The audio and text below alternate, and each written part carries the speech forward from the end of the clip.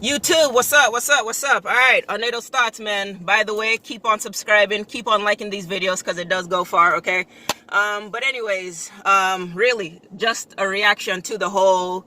I know everybody right now is going crazy over the whole Breonna Taylor case, but it's just like, you know what?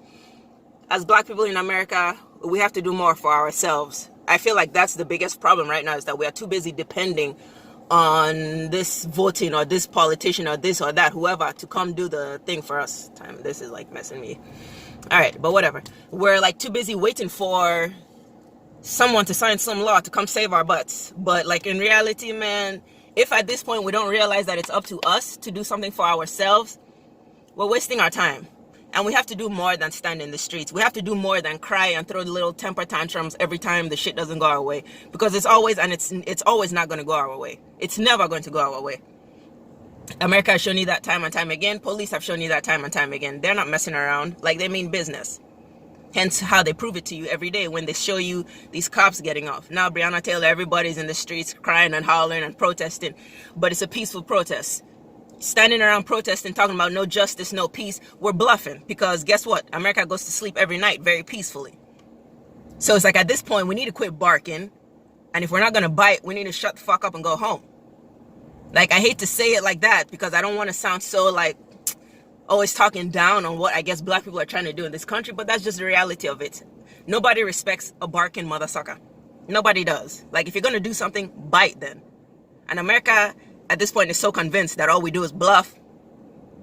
And you can't blame them. Everything happens. All we do is, run out into the streets crying and hollering, writing signs and all this, screaming no justice, no peace. But yet every night, everybody goes to sleep peacefully. Like, and if we are, like I said, with the whole George Floyd, and Minneapolis was tearing up, and I was proud. I loved it. I was like, oh, hell yeah. It's about to make me fucking start doing shit. But anyways, if we're going to start something, then we have to see it through. If we're going to start something, if we're going to choose to be destructive, then we need to finish it through.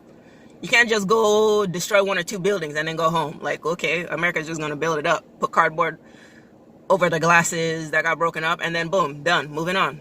Nice try, black people. So it's more of like we need to come together in unity to really, away from, you don't need white support.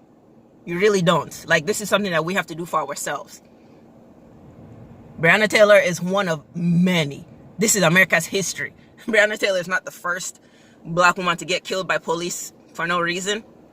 Hence why they're not going to bring down the law, bring the hammer down on this case. Because it's like, to America, it's like, this is a joke, dude. We've been doing this. What the F are you complaining about? Like, shut up, be quiet, go home, suck it up, deal with it, moving on. You better show up to work tomorrow. That's like America's mentality. So, and guess what? Black people, we just go along with it. Out in the streets screaming no justice, no peace. We're bluffing because America is still very peaceful. We're bluffing if you're protesting peacefully against a beast, against a monster. Come on now. America needs to feel your black energy, and not by this Black Lives Matter movement, but really feel how dangerous it is for them to keep killing you. Like, if America does not feel threatened by black people, America will never stop killing you. It's just that simple. And America does not feel threatened. Hence why police keep doing what they're doing amidst all the protests. Like, really. And when the protesting is done, they're going to go right back to doing what they're going to do. What they've been doing. So I feel like it's just at that point right now where black people, we need to act. Or we need to just, man, call it a day, man. And by the grace of God, it's not calling it a day. I feel like we're at that cusp in history almost for black people in this country where, like, we really can capitalize on this moment.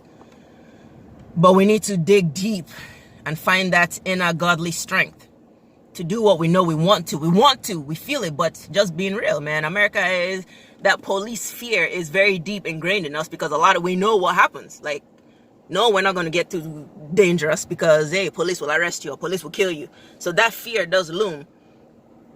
Is hanging over our heads, but we have to go beyond that fear. We have to face that fear. We have to look that fear face to face in the eyes. Until we look face to face with that fear, without worrying about what consequence can come about our actions, we will always have consequences to deal with.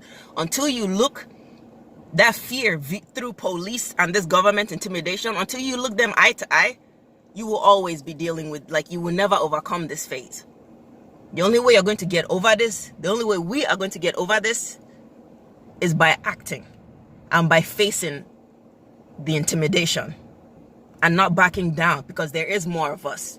Police are outnumbered. That's like, man. And then, okay, they send in National Guards. The National Guard is still outnumbered. There's more of us.